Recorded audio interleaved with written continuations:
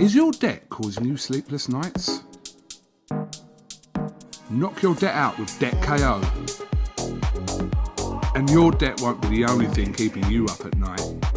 Debt KO, free, impartial advice on all your debt.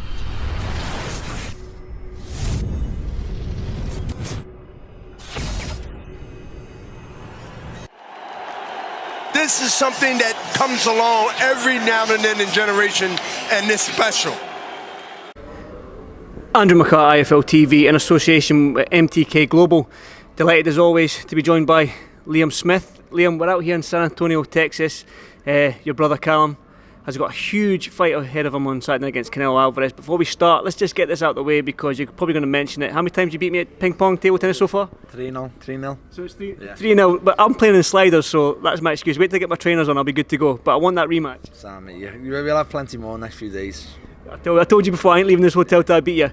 Yeah, your brother Callum, big fight for him against Canelo Alvarez. Heard Joe Gallagher say it's probably the biggest fight of the year. Tyson Fury and Wilder is up there as well. But for you, how's Callum been doing? I've been with him 5 minutes today. He looks relaxed, looks calm. But you've been with him all this time. How's he feeling? Yeah, he's feeling great. He's wanted this challenge for a long time now. He's in very good shape. He's had more than enough time. I think with given the circumstances, people maybe think he might have only had 4 weeks notice, but he's been in training for a long time and he lives a good life anyway. So whether people think maybe 4 weeks notice he'd struggle with weight or things like that, you've seen. I heard you ask a question before saying your weight must be good. You're sitting drinking coffee and his weight's good. It's just about maintaining something now for the next few days.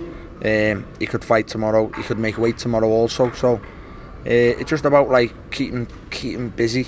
It's a mad situation. We're all locked in a hotel. The hotel's locked down. You know what I mean? It's only boxing people in this hotel. It's not like it's a little B&B. It's a huge hotel.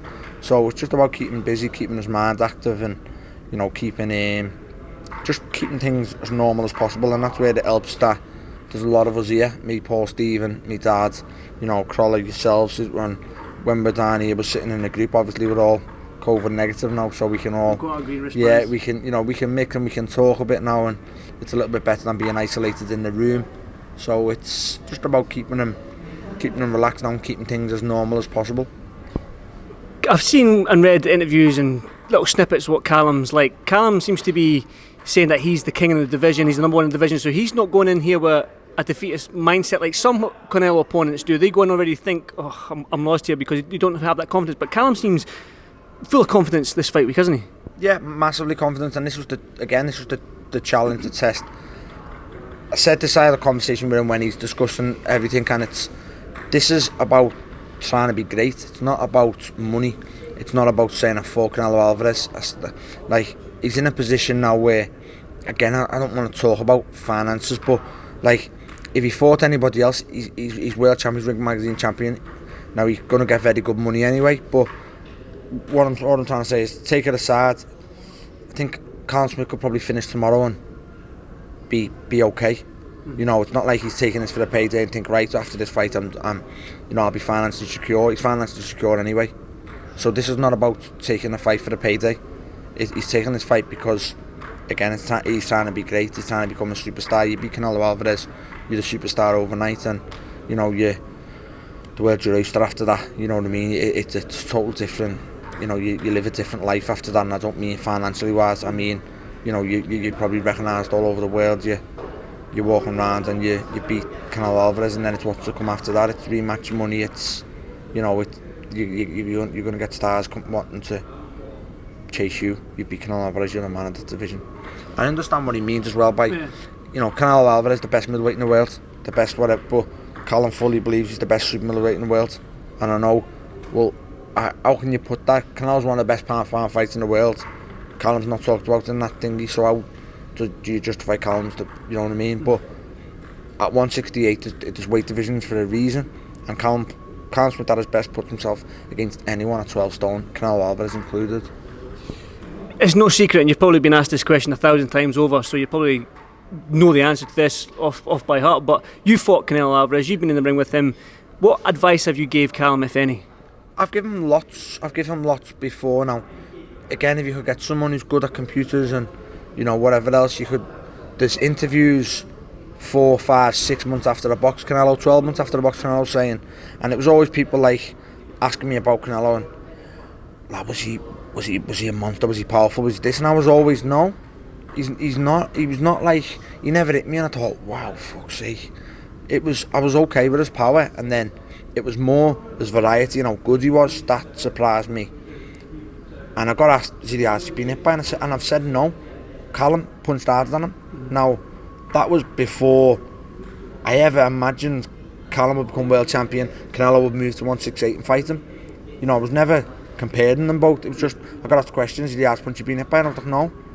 My brother Callum punches harder than him, and that was before anything was ever muted to Callum and Canelo. So I think that'll be a big thing, obviously, in the fight. I think Callum, once he feels his power, will fully believe, you know. Canelo's a solid 168. I don't think he's a massive 160. Sorry, I don't think he's a massive 168. The thing is, as well, is there's a huge height difference with Canelo and Callum. Like, I've spoke to 3 or 4 people already, and some people it's going to work in Canelo's advantage because Callum has to punch down. Some people are thinking it works in Callum's advantage because he's obviously the bigger man in terms of weight, because he's going to walk in the ring heavier and that. But do you think this height difference between the two of them is going to play a factor in this fight? It could play a factor, as in if Callum uses it right, and you know, again, I'm not going to be biased. It could play a factor if Canelo uses it right. It's whoever gets it right on the night, and that's where Callum will tell you. If Callum performs right, he gets everything. He's saying if he turns up at his best, so obviously at his best he gets everything right. If he turns up at his best, he wins, and that's what he fully believes, and that's what we all fully believe, you know what I mean? And every time he's had a fight where people have picked him to lose maybe, or thought he could lose, he's performed, and it's given that fear in the stomach that he's performed. And you look at every fight over the years, even to the step up to Patrick Mendy, it's about 6-0, and you know, he stopped Mendy, what hadn't been done before. Rocky, people thought Rocky might have beaten him, you know, blew him away.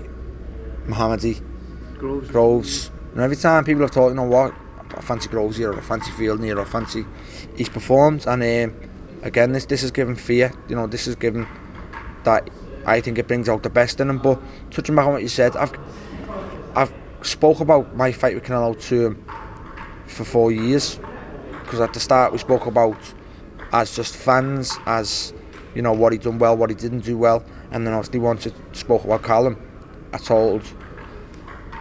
said to Callum what I feel he can exploit and what I think he needs to watch out for. I'm going to put you on the spot then. How do you see this fight going? I mean, some people think that it's going to go to points via Canelo because obviously Callum's got the size, and I believe it or not, I've actually spoken to some people that think Callum's going to catch him. How do you personally see this fight going?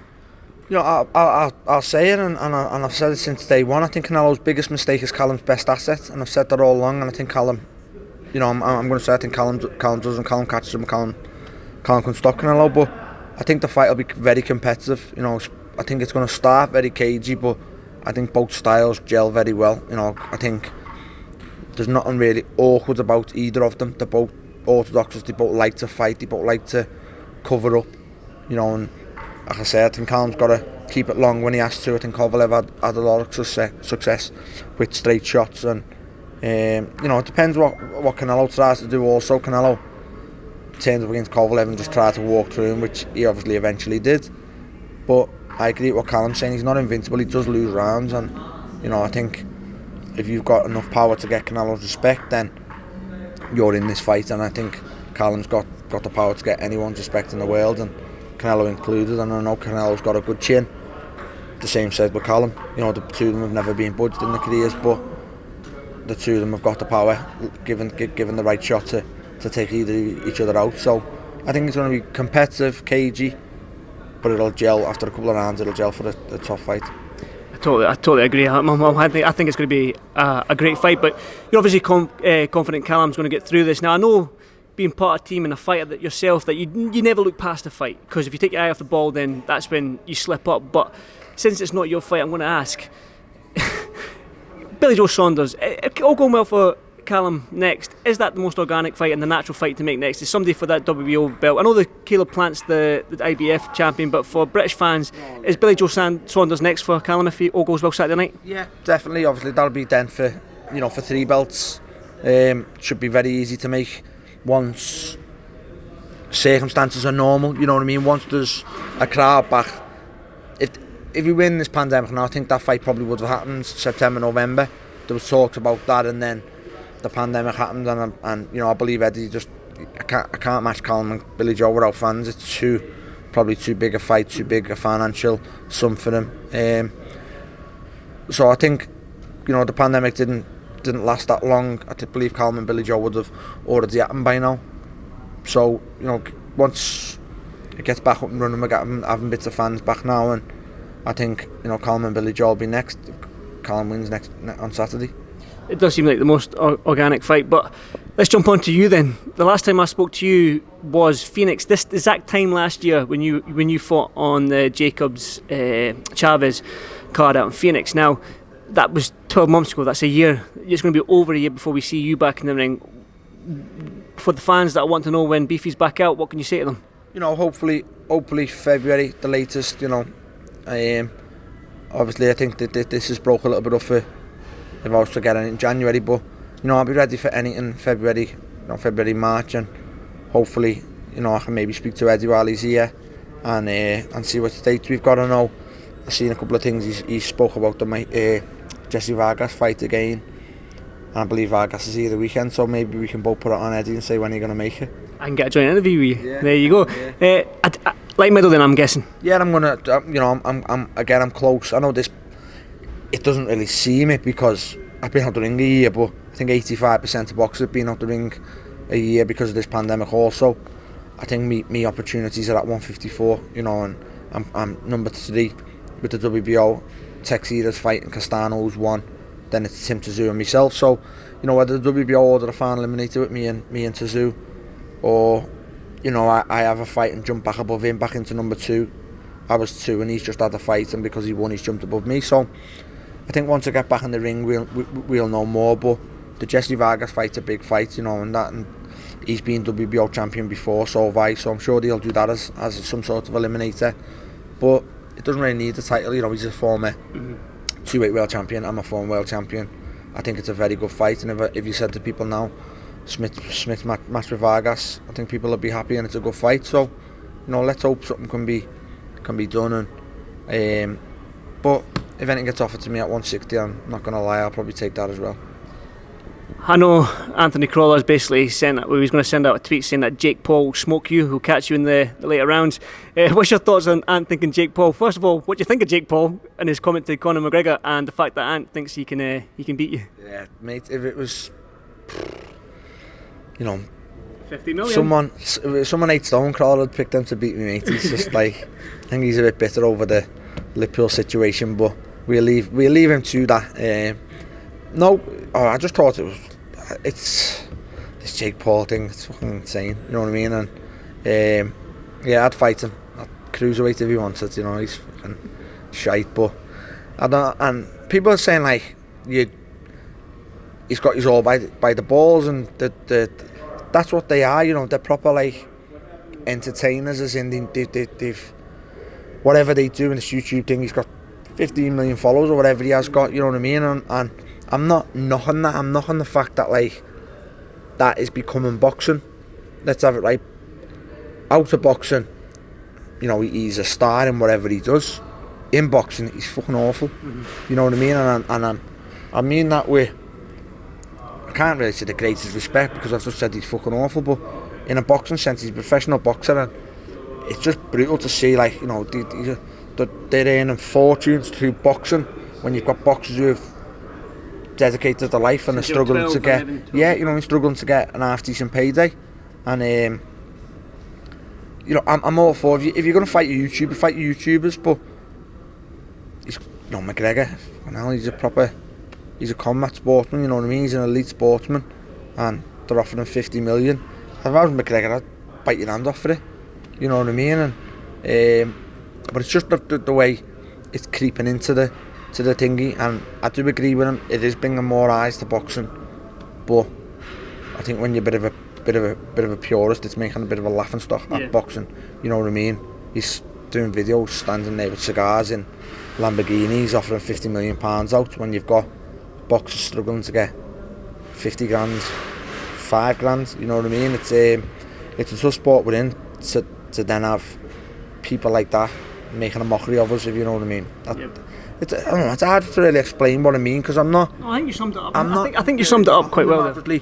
Outside of professional boxing, if he goes in for what they are, if they announced having a white collar boxing show, they'd still sell the same amount of tickets, they'd still sell the same amount of pay-per-view buys, you know what I mean? But they don't really have to tag it as professional boxing, because they're not really, I don't know, they're not good enough to be professional boxers and earn that much money in professional boxing. I agree. Well, I won't keep you much longer. I know you want to get back up into the room and play some Mario Kart. I mean, you've been playing that game for a year now. I know you're playing it out in Phoenix, so who's winning? What's the score with that? We just, you know what, it just keeps us company, you know, it keeps us entertained, it passes time, certainly in an environment like this where we can't leave the hotel. But it's just, we have a laugh, you know what, we have a laugh at anything we do, really, and we're very close, so the four of us will sit and play that and pass a couple of hours playing that. Well, I won't keep you much longer, Liam. Thanks for this 5L TV. I want that rematch in ping pong. I am not leaving this hotel till I beat you at this one game. Just give me one game, mate. Thanks for this 5L TV. I'll be around this hotel fight week, so no doubt we'll catch up again soon. But thanks again, my man. Sam, mate. Nice one. Thanks. Thanks, Liam. This is something that comes along every now and then in generation, and it's special. Is your debt causing you sleepless nights? Knock your debt out with Debt KO. And your debt won't be the only thing keeping you up at night. Debt KO, free impartial advice on all your debt.